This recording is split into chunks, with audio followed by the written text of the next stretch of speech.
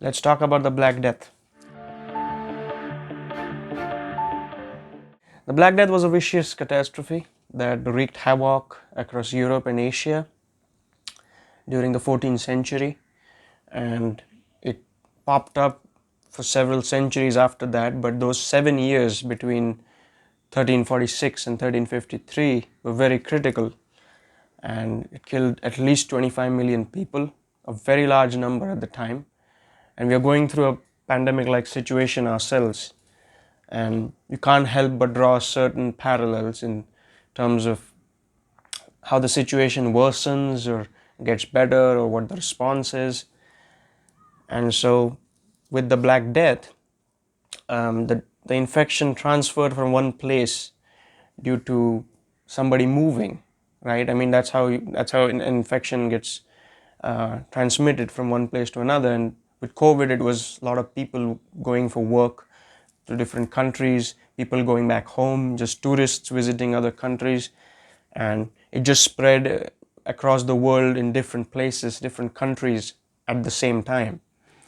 And with Black Death, a similar thing happened. It is said to have been originated in the Mongolian steppes, and it basically transported along with the trade routes to Mediterranean and then to rest of Europe. And this theory is advocated by William McNeill. There's another environmental theory that persists, wherein the nature of the winds basically changed, and there was a dry, hot Saharan climate across the region, and the Mongols and the Turks and the nomads that lived there basically decided to migrate and took the infection along with them. And as a result of the climate, even the rodents that lived there uh, transferred to other places and caused the infection and, more importantly, the disease to spread rapidly. Now, another very basic parallel is, just the way the world works changes when something like this happened, and people's mindset completely transforms. So we are talking about a world 14th century, at the dawn of the medieval Europe, or at the end of it, depends on how you look at it. And it was all set in place, the administration, the politics, the social functioning was all set into motion. But then something like this comes along, it kills people, it completely changes how you look at life, the whole safety concept. I mean, there were famines, there were conflicts, but the functioning always was in motion and people are well adjusted to it. But this was panic, it was widespread panic that just completely shifted gears, and the whole social hierarchy and the classes system, and the value for certain things that were taken for granted, like manpower, and all those things really just kind of went into a different direction, we could say. And something similar happened to us as well, because for the last 100 or so years, we've lived a particularly decent life, or at least the world as we know it has been in a decent shape, and we've believed in our innovations, our medical advancements, and all those. Our faith is immensely strong in some of those things, and we were told that, well, we'll have to wait a couple of years, or we don't know about the vaccine, we don't know what's going to be treatable, if this is going to be curable, people are dying. And so our thought process just changed radically, and we suddenly felt unsafe, threatened, and robbed of our protection, so on and so forth. And we have to keep in mind, like, this was medieval Europe, and there was a lot of dependency on the divine will. Everything had to be under God's will. The church had a lot of power. The church asserted their beliefs and faith over people. There was a lot of religious differences, religious superiority complexes, and one of those things was, well, the Black Death doesn't really differentiate between the rich and poor. It doesn't. It kills everybody that comes in its way. And so then, it was a widespread belief that all the kings and the lords were chosen by God, but then the Black Death is not really sparing them. So those beliefs were questioned, just as our beliefs of medical advancements were questioned by us. And though we are in a better place now, touch wood, but it's a time of change. It's a time of giving certain things a second thought. It's a time of not always taking certain things for granted. And such was the case in both situations. So one more thing to look at is this was 14th century Europe, and even the medical practices and the medical thought in general was guided by the divine vehicle. And so religion had a lot of part to play in how things were looked at through the medical perspective. And astrology, for example, was not yet differentiated from medicine, and surgery was prohibited because it was considered as mutilation of the body, dead or alive. And there was a strong influence of Greek medical philosophy from Galen, and the humoral theory, earth, water, air, fire, these elements govern and constitute the body. And health was always looked at through this perspective, but it stood no chance against a plague like this. And these limitations were eventually identified. There's a manuscript, and I enjoy looking at manuscripts from that era, and this is from John of Arden, Mirror of Phlebotomy and Practice of Surgery, and I'll hook it up. It's a very colorful illustration of a zodiac man, and all the zodiac signs around him. And so this was the marriage of astrology and medicine at the time, and very interesting to look at because they're so well illustrated for that time. And then second one from the same manuscript is a folio 43, which is the surgical instruments that are illustrated in that manuscript that can be used.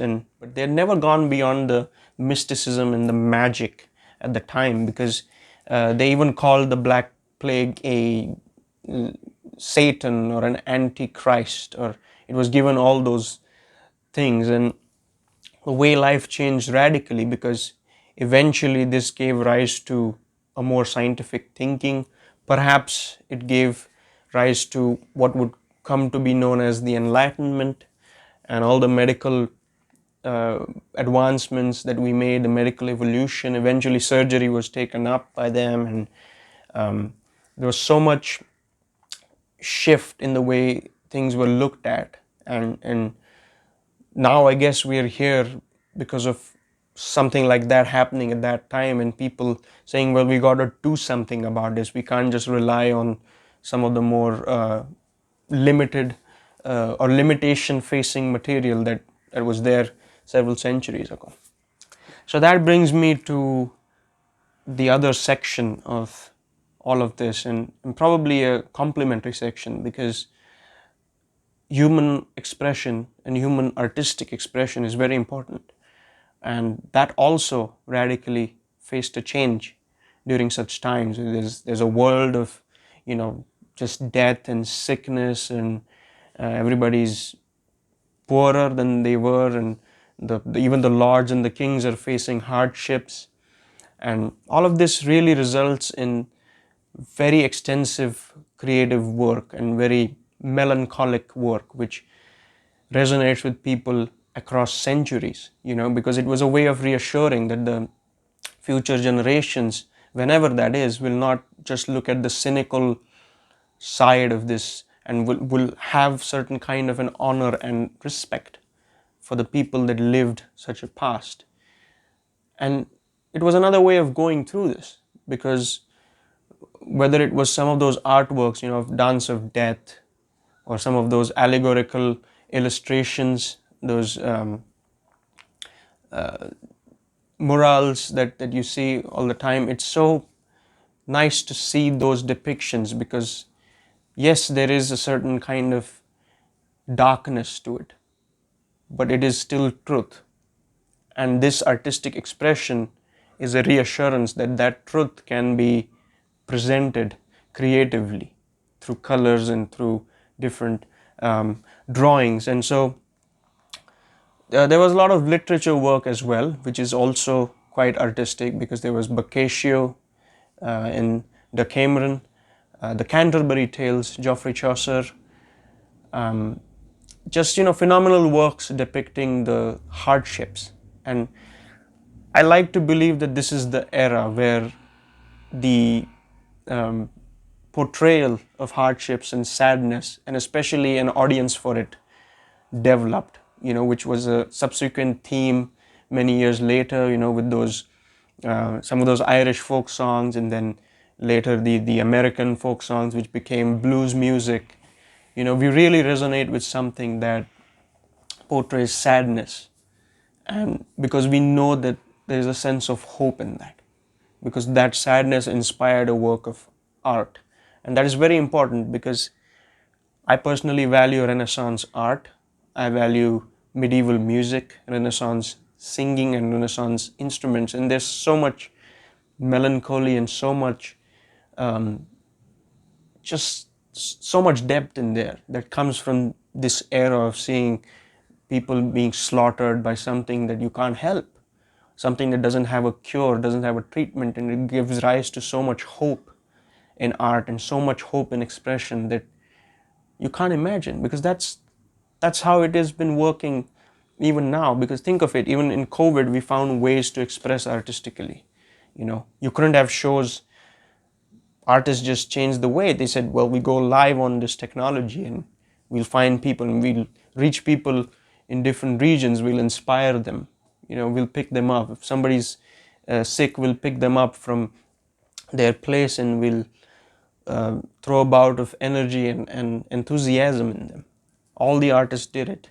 So many films and so many productions were made through this, so that while there's a lockdown in some country, they can still get their fair share of entertainment. Even in those times, poetry flourished, literature flourished, the way we know it flourished. It was not just decorated world, luxury of the world, and just this whole embellishment of colors and just happiness all around, but it was honest, deep, genuine work that gave rise to such incredible eras that followed.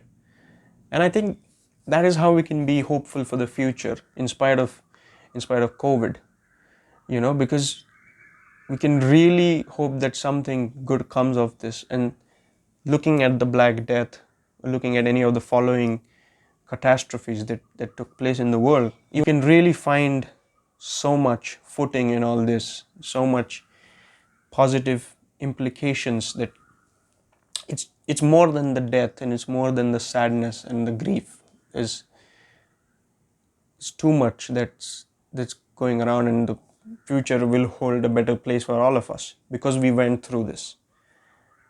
And the Black Death is a great teacher for all of that. And in fact, what they called the Black Death at the time is very interesting. And a great mortality destroyed more than a third of the men, women, and children. That a great many lords and people, although well endowed with goods and possessions, were yet without service and attendance.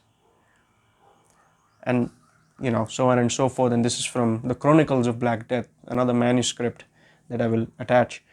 And what it says is that no matter what the luxuries you have, no matter what your capabilities and abilities may be, something that does not differentiate between the levels that we've created or the layers that we've created will change you for good, will make you more empathetic, more compassionate, more sensitive to life and to art and to passion. And that's what all these situations come forward to do. I will make another video actually, and Black Death, and I will make one about maybe the Spanish flu, and maybe one or two about the world wars, and maybe give more of a multifarious perspective on all these events or situations in the past. And Thank you for watching.